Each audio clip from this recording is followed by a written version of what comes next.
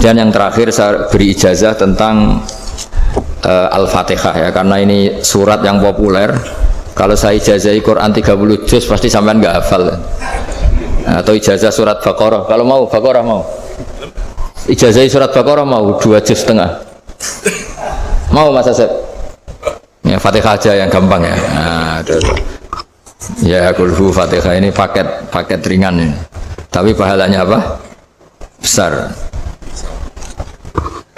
Ini beda ya, artinya selama ini mungkin Anda baca tapi monoton ya. Tapi ini saya bacakan teks aslinya tentang istilahnya itu mazaya itu kelebihannya Fatihah. Saya baca Arabnya dulu, nanti ini terakhir ya, ijazah tadi kan saran-saran umum tentang sosial ya, pokoknya jadikan kebaikan itu punya nilai sosial yang baik lah. Jadi nanti orang yang nggak amanah nggak laku ya, calon bupati, gubernur, presiden yang nggak amanah juga nggak laku. Begitu juga kiai yang tidak amanah juga nggak laku, suami yang nggak amanah juga nggak laku, istri yang nggak amanah juga. Sehingga kebaikan ini jadi nilai sosial yang dalam tanda kutip sudah keniscayaan ya. Yang diinginkan Allah itu seperti itu, bukan kebaikan yang dipaksakan karena kekuatan negara. Maksudnya kalau bisa kebaikan itu tidak usah dipaksakan. Memang satu apa ya, sudah satu kebutuhan. Tak cerita-cerita di negara maju itu, bahkan apapun jatuh itu nggak ada yang ngambil apa itu. Makanya gambarannya Mekah Medina kan gitu kan, barang jatuh nggak ada yang berani apa ngambil itu, saking sudah jadi sistem.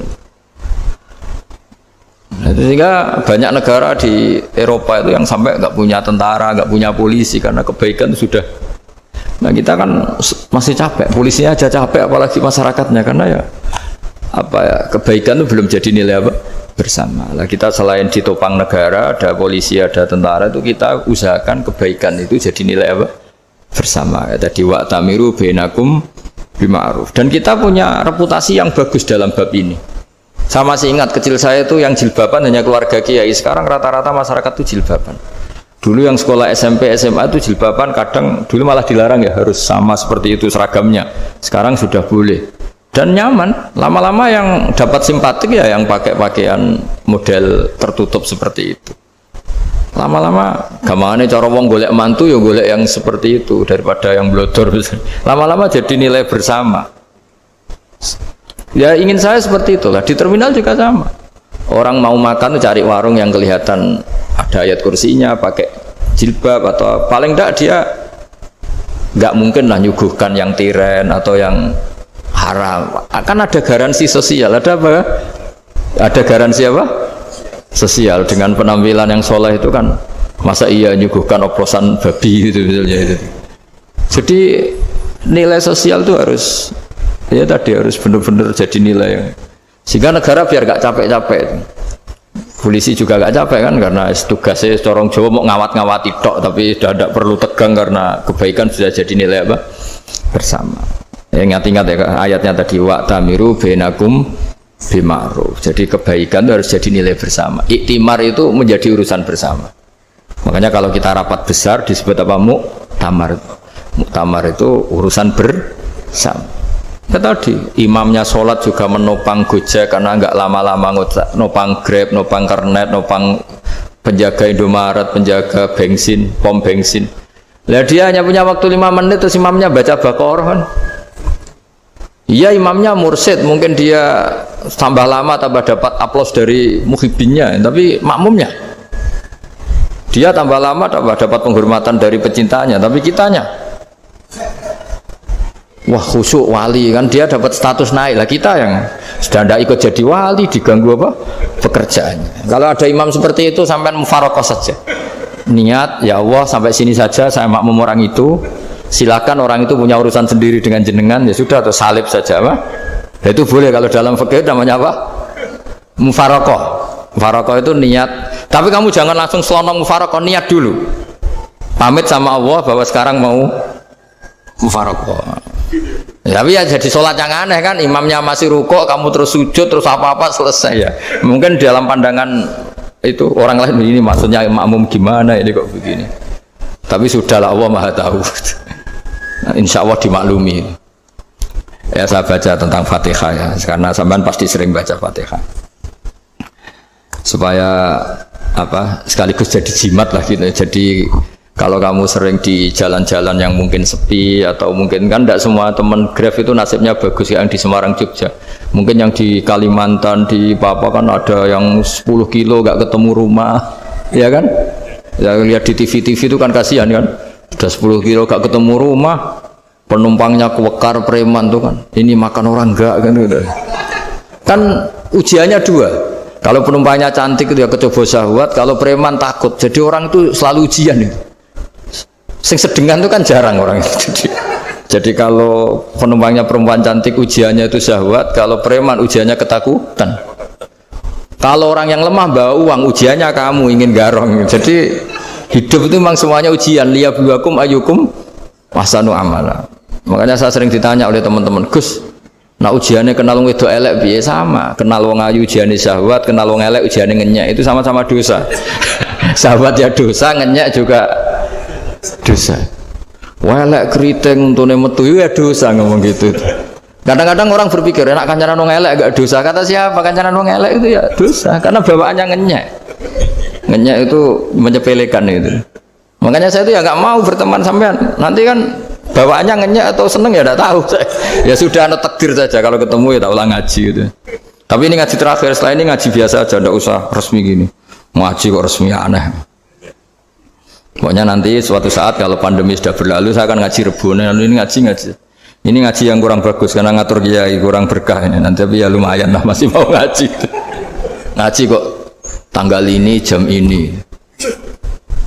Sekarang suatu saat kamu tak panggil, Mas Wahyu datang ke sini jam ini tidak mesti bisa. Mungkin pas ada acara apa, maaf ke sini pas ngecek pas apa. Jadi ya sudah tapi tak maafkan enggak apa-apa. Takdir ya. Tak bacakan supaya sampean tahu keramatnya bismillah. Nah, sebelum saya bacakan bismillah Fatihah, tak beritahu tentang ilmu tafsirnya karena ini penting sekali. Fatihah itu dawuhnya Allah, tentu itu dawuhnya Allah. Saya ulang lagi, itu kalam Allah. Tapi yang sudah diberikan kesampaian ke kita semua. Sehingga seakan-akan itu menjadi dawuhnya kita ke Allah. Jangan salah loh ya. Fatihah itu dawuh Allah tapi sudah diberikan ke kita. Sehingga posisi kita itu yang punya itu. Nah, kenapa ini perlu dijelaskan? Karena nanti ada kalimat iyyaka na'budu wa iyyaka nasta'in. Kalau itu masih kalam Allah, berarti Allah ngomong ke kamu, ngendikan ke kamu, kepadamu aku menyembah. Masa Allah menyembah kamu? Nah, sehingga ilmu tafsir itu menyelesaikan itu dulu ya. Saya ulang lagi ya, sebelum sampean sering baca Fatihah, aku yakin ya sering baca. Tapi barokahnya tidak paham itu tidak pernah janggal. Enggak paham itu ya penting supaya tidak iskal, tidak janggal. Sebetulnya di kalimat itu ada yang janggal. Kalau Fatihah itu kalimatnya Allah atau kalam Allah, bagaimana dengan kata-kata iyyaka na'budu? Masa Allah ngendikan ke kita, kepadamu kami menyembah? Masa Allah menyembah kita?